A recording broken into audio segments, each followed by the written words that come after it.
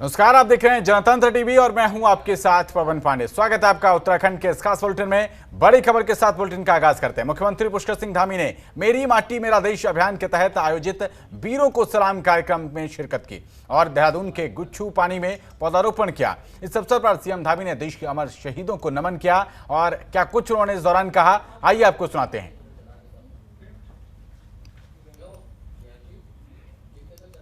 मोदी जी के नेतृत्व में पूरे देश के अंदर जो हमारे देश के ऐसे शहीद थे, ऐसे जो अनाम थे, जिनका जो गुमनाम थे, लेकिन उन्होंने आज़ादी की लड़ाई में अपना महत्वपूर्ण योगदान दिया था, उन सभी को आगे लाकर उन सभी को सम्मानित करने का काम, अपनी उपलब्धियों पर खुशी मनाने का, अपनी उपलब्धियों पर जश्न मनाने का आज़ादी का अमृत महोत्सव मनाया था। और अब हम आज़ादी के अमृत काल में हम प्रवेश कर गए हैं। तो आज़ादी के अमृत काल में हम सभी को आने वाले जो 25 साल हैं, यानी कि 2047 जब हम देश की आज़ादी की शताब्दी मना रहे हों, उस समय हम विश्व के नेतृत्व करने वाले देश के रूप में हम अपनी पहचान बनाएं। देश के दुनिया के अंदर हमारी एक पहचान जो आज प्रखरता से बढ़ रही है, आज जिस प्रकार से भारत का मान सम्मान और स्वाभिमान पूरी दुनिया के अंदर बढ़ रहा है, उसको और मजबूत और उसको प्रगाढ़ करने का काम हम सबके माध्यम से होगा। नई पीढ़ी को, जो हमारी नई पीढ़ी है, उस नई पीढ़ी को जो हमारी विरासत है, हमारे शहीद हैं, हमारे देश के ऐसे लोग हैं जिन्होंने अपने प्राणों को, अपने जीवन को समाज के लिए, देश के आंदोलन में, देश की आज़ादी के लिए लगाया है, उन सभी को भी कहीं ना कहीं वो भी उनके भी स्मरण में रहे। इसलिए हमें इन सब इस प्रकार के जो कार्यक्रम है, मेरी माटी मेरा देश जैसे कार्यक्रमों को आत्मसात करना है, और आत्मसात ही नहीं करना है, पीढ़ी दर पीढ़ी उसको स्थानांतरण भी करना है।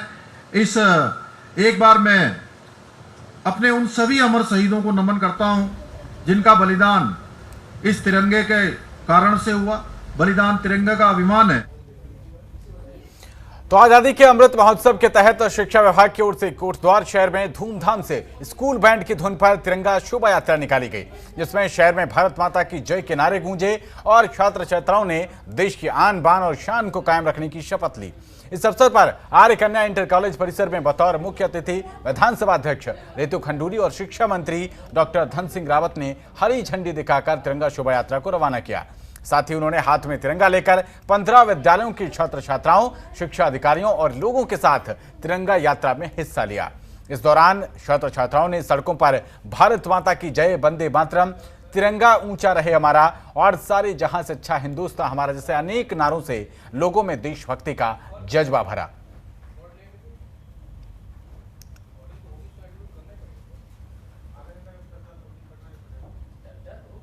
मैं आज हमारी माननीय विधानसभा अध्यक्ष जी के नेतृत्व में हम यहाँ पे तिरंगा यात्रा की है। हजारों बच्चे इस तिरंगा यात्रा में सब जगह आ रहे हैं। 23,000 स्कूलों में ये कार्यक्रम हम लोग आयोजित कर रहे हैं और 15 तारीख तक सभी स्कूलों में कार्यक्रम किए जाएंगे। वहीं देहरादून नगर निगम के करीब 100 वार्डों में 5,000 पोल ऐसे हैं जिनमें स्ट्रीट लाइट नहीं लगी है और इस कारण से शहर के अधिकांश वार्डों में अंधेरा पसरा रहता है। पार्षद लगातार स्ट्रीट लाइट लगाने की मांग कर रहे हैं, लेकिन निगम स्ट्रीट लाइट उपलब्ध नहीं करा पा रहा। वार्डों में स्ट्रीट लाइट के ना होने के कारण स्थानीय निवासियों को खासी दिक्कतों का सामना करना पड़ रहा है। वहीं अब नगर निगम के मेयर सुनील उनियाल गामा का कहना है कि लाइट की कमी है और किसी कारणवश पोल पर लाइट नहीं लग पाई है। जल्द ही लाइट लगाने वाली कार्यदायी संस्था EESL कंपनी को बुलाकर 15 दिन में स्ट्रीट लाइट लगा दी जाएगी।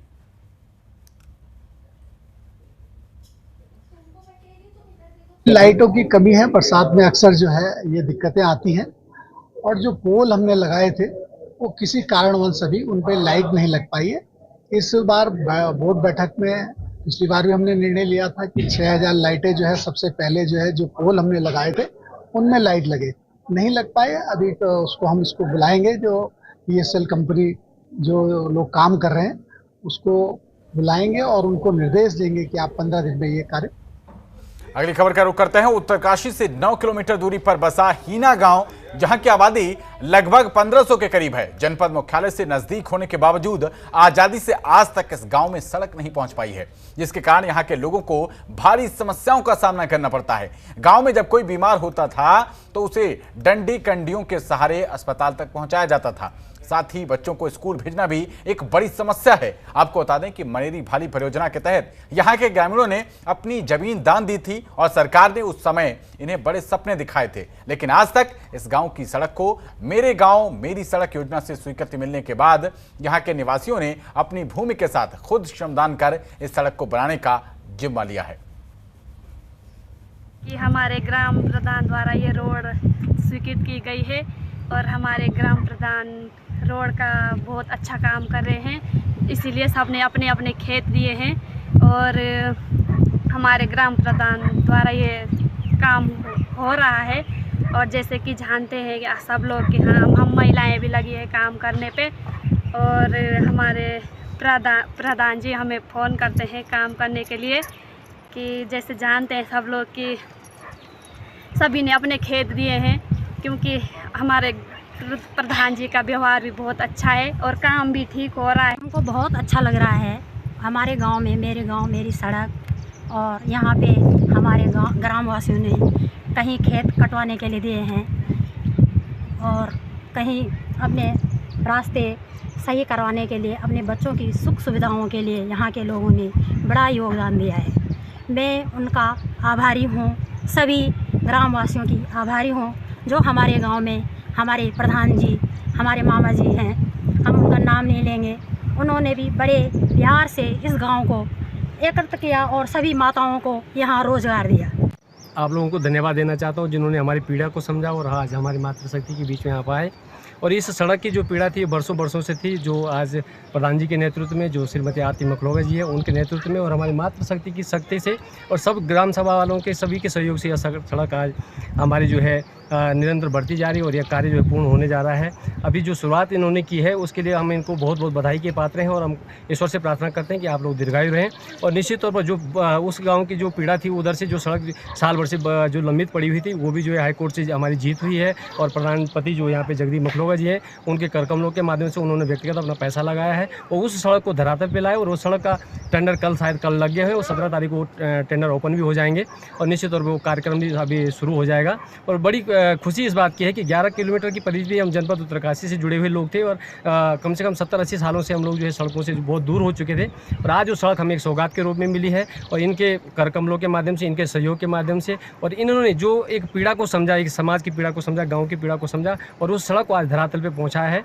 न जाने किन मार्गों से वो गुजर के गए होंगे, किन कष्टों से वो गुजर के गए होंगे और उन्होंने उसको धरातल पे लाया। उसके लिए आप पुनः मैं उनको बधाई देना चाहता हूँ। यहाँ पे 9 किलोमीटर है और 9 किलोमीटर यहाँ पे ऐसा है कि जबकि नज़दीक है यहाँ से, लेकिन फिर भी हम वंचित रहे हैं। अब गांव के लोग बेचारे ये है जो सिलेंडर का किराया भी हमें देखो मनेरी तक का देना पड़ता है यहाँ का, ठीक है। यहाँ पे मेडिसिन की सुविधा नहीं है और बाकी आज ये 77 साल बाद आज जो ये सड़क आ रही है इस पे ये काम चल रहा है अभी, तो इतने सालों बाद जबकि दूर दूर की रोडों पे प्रोजेक्टों पे काम हो चुका है, लेकिन यहाँ के लोग इस रोड से वंचित रहे हैं। इसीलिए मैं आप लोगों को, सभी लोगों को धन्यवाद करता हूँ कि जो आप लोग हैं जो इसको आगे ले जाए, ताकि जो हम लोगों के यहाँ से वंचित पड़े हुए, जैसे यहाँ पे ये काफ़ी जगह खोल लिया, अगर यहाँ कोई फैक्ट्री या कोई कंपनी अगर कोई आ भी जाती है यहाँ पे तो बहुत बढ़िया लोगों को रोज़गार मिल सकता है, ताकि जो हमारे ग्राम सभा के लोग हैं जो रोज़गार से जुड़े। धन्यवाद सर, थैंक यू।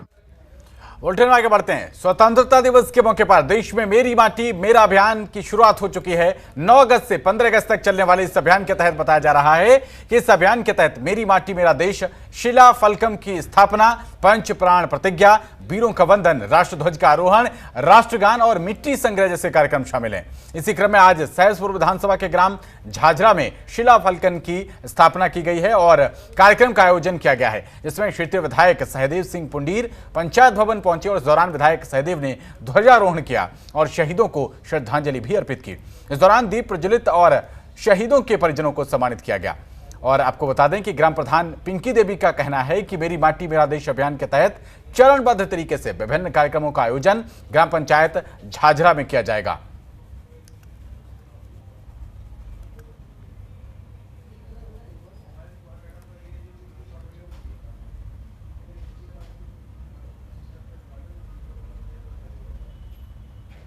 ये जो कार्यक्रम पूरे देश में चल रहा है, हर ग्राम पंचायत से लेकर नगर निगम, नगर पालिका हर जगह चल रहा है। सर्वप्रथम माननीय प्रधानमंत्री आदरणीय नरेंद्र भाई मोदी जी का आभार व्यक्त करना चाहता हूं कि जो हमारे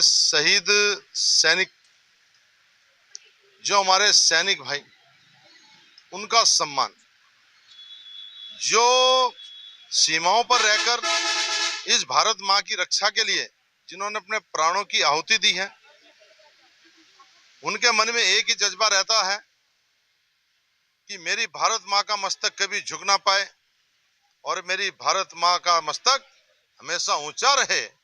ऐसे हमारे सैनिक और शहीद, उनको ये नहीं पता कि कब दुश्मन की गोली कहां से आकर लग जाए, सीना छलनी कर जाए। एक ही भाव जो मन में रहता है, देश भावना। आज उनके सम्मान के लिए ग्राम सभा झाझरा में मेरी माटी मेरा देश, मिट्टी को नमो वीरों का वंदन कार्यक्रम हुआ है। यहाँ पर जो हमारे शहीद परिवार थे, पहले हमारे जो शहीद हैं, उन सभी शहीदों को हमने यहाँ पर नमन किया है और जो शहीद परिवार थे, उन परिवारों को हमने यहाँ पर सम्मानित करने का काम किया है। और निश्चित रूप से 2047 तक ये देश जो है विश्व में नंबर 1। उधर मसूरी में खेल और सांस्कृतिक समिति ने नगर पालिका परिषद के सहयोग से run for the nation cross country दौड़ का आयोजन किया है, जिसमें कई स्कूलों के छात्र छात्राओं ने भाग लिया। आपको बता दें कि कई वर्गों में आयोजित इस प्रतियोगिता में प्रतिभागी बच्चों को रोटरी क्लब ने पुरस्कार दिए। इस दौरान आईटीएम के निदेशक ने पुरस्कार वितरण में सहयोग किया और इस अवसर पर आईटीएम के निदेशक श्रीधर कट्टी ने कहा है कि ऐसे आयोजनों से युवाओं का उत्साहवर्धन होता है और उनके मन में खेल के प्रति रुचि पैदा होती है। वहीं श्रीधर कट्टी ने कहा कि आज जिस प्रकार से युवा नशे की ओर आकर्षित हो रहा है, उसके लिए खेल बहुत आवश्यक है और आज स्वस्थ शरीर के लिए भी खेलों का महत्व बढ़ जाता है। देखिए, मैं बताना चाहूँगा, ये 11वीं run for the nation cross country दौड़ है और नगर पालिका परिषद और रोटरी इसमें हमें सहयोग करती है। प्राइजेज में हमें रोटरी सहयोग करती है और बाकी चीज़ों में नगर पालिका परिषद हमें सहयोग करती है। और ये मसूरी खेल एवं सांस्कृतिक समिति ने इसे ऑर्गेनाइज किया है और इसमें मसूरी के लगभग सभी स्कूलों ने भाग लिया है। करीब 400 बच्चे इसमें भागे हैं और under 10, under 12, under 14, under 17, under 19 boys and girls category में इवेंट हुए हैं और दौड़ने वाले समस्त 6 बच्चों को पुरस्कृत किया गया है, रिफ्रेशमेंट दिया गया है और सभी का सहयोग मिला है। मैं धन्यवाद देना चाहूँगा मसूरी के सभी लोगों का कि उन्होंने इसमें भाग लिया। ये देश के लिए दौड़े बच्चे, ये हमारे लिए गौरव की बात है और आगे भी इस तरह के कार्यक्रम हम कराते रहेंगे। हमारे देश में ये नारा है कि स्वस्थ भारत, सशक्त भारत। हर एक भारत निवासी अपने आरोग्य को इतना अच्छा बनाना चाहिए, स्वस्थ बनाना चाहिए, क्योंकि ये कहावत है कि sound mind in A sound body. जब तक हम अपने सेहत की पूरी ख्याल नहीं रखते हैं, तब तक हमारे विचार, आइडियाज़ इतने ब्राइट ना हो सके कि हम पूरी दुनिया में अग्रसर हो जाए। इस दिशा में रोटरी क्लब और मसूरी का कल्चर स्पोर्ट्स एसोसिएशन, नगर पालिका, आईटीएम, हम सब लोगों ने मिलके ये जो 11th run for the nation आयोजित किया है, ये बहुत बढ़िया प्रोग्राम है। इसमें इतने बढ़ चढ़ के सभी मसूरी स्कूलों के बच्चों ने भाग लिया। उन्होंने बहुत अच्छा कॉम्पिटिटिव स्पिरिट और क्षमता की प्रदर्शन की। बहुत कैटेगरीज में अवार्ड्स रखे गए थे, हर एक कैटेगरी में 6 अवार्ड्स दिए गए। बहुत सारे बच्चे बहुत प्रोत्साहित हो गए। इसके पीछे जो भी लोग हैं, जितना परिश्रम किए हैं, स्कूल के टीचर्स हैं, उनके स्पोर्ट्स टीचर्स हैं, पेरेंट्स हैं और ख़ुद बच्चे हैं, उनके मैं सब अभिनंदन करना चाहूँगा और उनकी सराहना।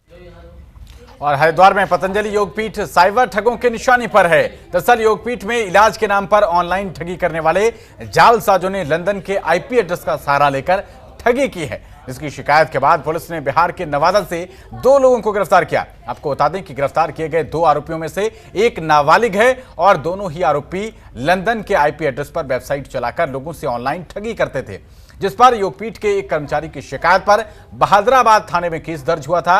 और वहीं इस मामले की जांच करते हुए पुलिस ने बिहार से 2 आरोपियों को गिरफ्तार किया है। एसपी सिटी स्वतंत्र कुमार का कहना है कि दोनों ही आरोपी 16.5 लाख की ठगी कर चुके हैं। ठगी के पैसों से इन्होंने 2 लग्जरी गाड़ियां और 2 आलीशान मकान भी खरीदे हैं। उन्होंने ये भी बताया कि आरोपियों ने लंदन के IP एड्रेस पर फर्जी वेबसाइट बनाई और पतंजलि योगपीठ के आसपास के बैंक का IFSC नंबर इस्तेमाल करके ठगी की है। हरिद्वार स्थित पतंजलि योगपीठ में दूर दूर से इलाज कराने के लिए लोग आते हैं और पतंजलि में बुकिंग के नाम पर यह ठगी की गई है।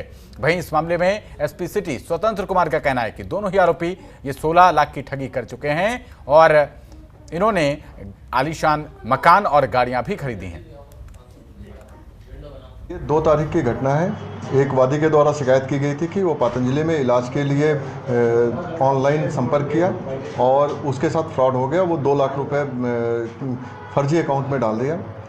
इस तहरीर पे जब तस्दीक की गई तो जो अभियुक्त थे वो नवादा के अभियुक्त निकले और इसकी पूरी जब डिटेल छानबीन करने के बाद टीम का मूवमेंट 10 तारीख को कराया गया और जब सोहजाना गांव जब वहाँ पे पहुँचा गया तो 2 अभियुक्तों को गिरफ्तार किया गया और उनसे जो डिटेल हमें प्राप्त हुई, डिटेल में उन्होंने बताया कि पिछले 15 दिनों में वो लोग इस तरह के फ्रॉड करते रहते हैं और 15 दिनों में लगभग 16.5 लाख की कमाई की है इस फ्रॉड से। और पिछले कुछ महीनों में अगर देखा जाए तो उनके द्वारा बताया गया कि वो फ्रॉड के थ्रू ही 2 मकान और 2 लग्जरी गाड़ी भी खरीदे। इसमें जब तस्दीक की गई तो एक नाबालिग था, नाबालिग को फिर से वापस वहीं पर सौंप दिया गया और एक अभियुक्त को ट्रांजिट रिमांड पर लाया गया। हरिद्वार के लक्सर, पथरी और खानपुर क्षेत्र में अवैध कच्ची शराब बनाने का कारोबार बहुत लंबे समय से चलता आ रहा है और अगर बात की जाए 2019 में जहरीली शराब कांड के बाद भी आबकारी विभाग के अधिकारी मामले की सुध नहीं ले रहे हैं। लेकिन अब जिलाधिकारी हरिद्वार ने आबकारी विभाग को शराब को बंद कराने के कड़े निर्देश दिए हैं। तो आबकारी विभाग की टीम ने आनंद फानंद में 4 दिन में ही कई हजार लीटर लहन को नष्ट करते हुए हजारों लीटर कच्ची शराब भी पकड़ी है, जो विभाग के ऊपर एक बड़ा सवाल खड़ा कर रही है कि कहीं ऐसा तो नहीं कि विभाग की शय पर ही ये सारा काम कराया जा रहा हो। क्योंकि जब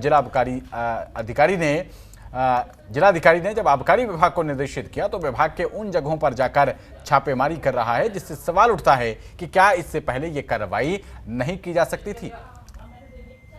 तो ऐसे में सवाल ये भी खड़ा होता है कि आखिर विभाग ऐसे कार्यों को करना नहीं चाहता या फिर उच्च अधिकारियों के आदेश का इंतजार करता रहता है।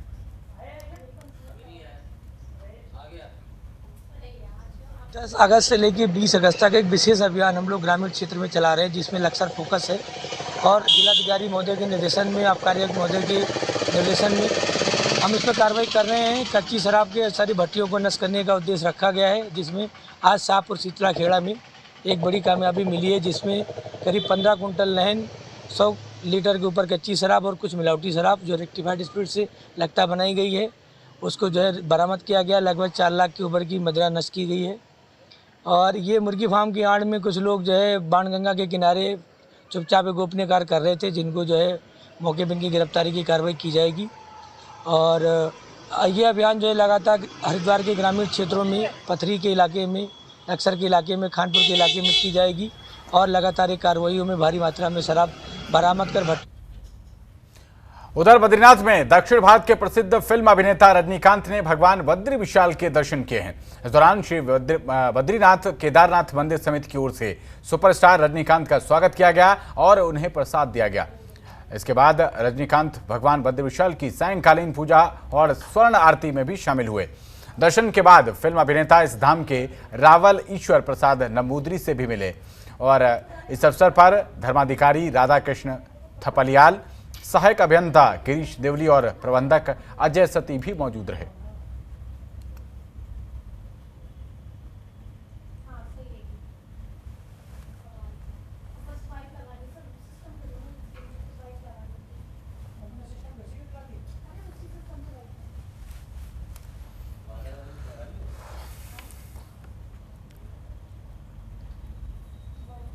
आगे बढ़ते हैं। प्रदेश में 48 घंटे का रेड अलर्ट जारी किया गया है और प्रदेश के 6 जिलों में बारिश का अलर्ट है। तो मौसम विभाग ने भारी बारिश की आशंका जताई है। आज और कल भारी बारिश का अनुमान जताया गया है। 205 मिलीमीटर से भी ज्यादा की बारिश हो सकती है। ये बड़ी खबर इस वक्त की। मौसम विभाग ने भारी बारिश की आशंका जताई है। आज और कल के लिए यह अलर्ट है।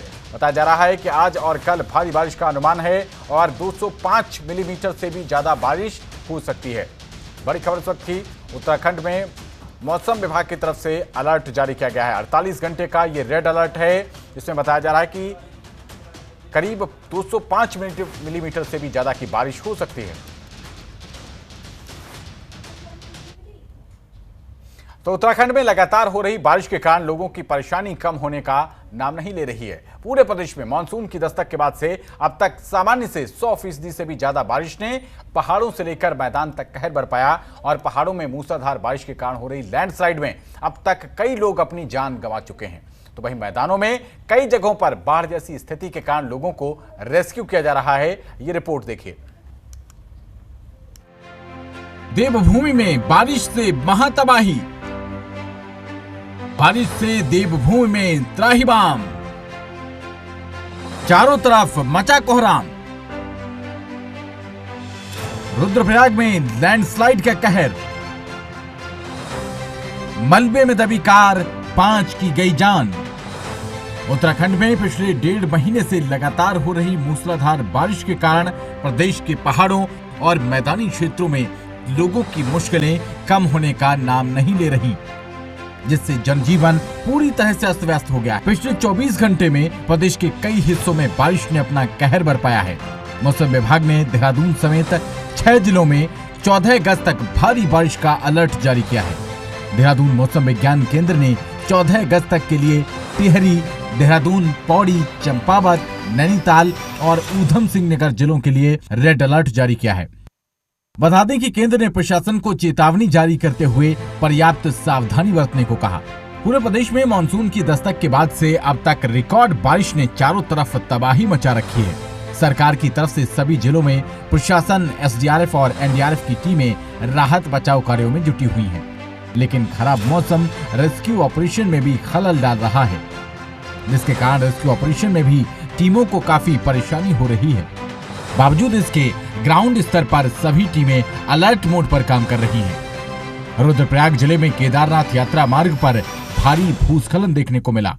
रुद्रप्रयाग में शुक्रवार को हुए लैंडस्लाइड 5 लोगों की मौत हो गई। दरअसल पहाड़ से बड़े बड़े पत्थर गिरने से एक गाड़ी उसमें दब गई। 12 घंटे की मशक्कत के बाद मलबे को हटाया गया, जिसके बाद गाड़ी में 5 शव मिले। ये सभी गुजरात से केदारनाथ यात्रा करने आए थे। जो ये कल शाम को 4:30 बजे के लगभग स्लाइडिंग हुआ था। यहाँ पर एक दबे होने की सूचना भी मिली थी। जो सूचना मिलती ही तत्काल यहाँ मौके पहुँचे थे, मगर उस समय मौसम की स्थिति और यहाँ पर जो बोल्डर की स्थिति थी वो बहुत भयानक थी, जिससे कि हम कल रात से लगातार कार्य कर रहे थे।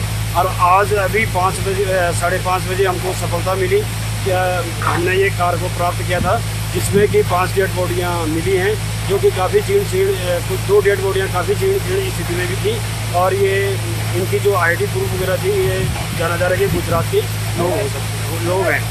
हमारे रेस्क्यू कार्य कर रहे थे जो हमारे एसडीआरएफ, हमारे आईटीबीपी, हमारे डीडीआरएफ और हमारे पुलिस प्रशासन। राज्य में लगातार हो रही बारिश से आम जनजीवन बुरी तरह प्रभावित हुआ है।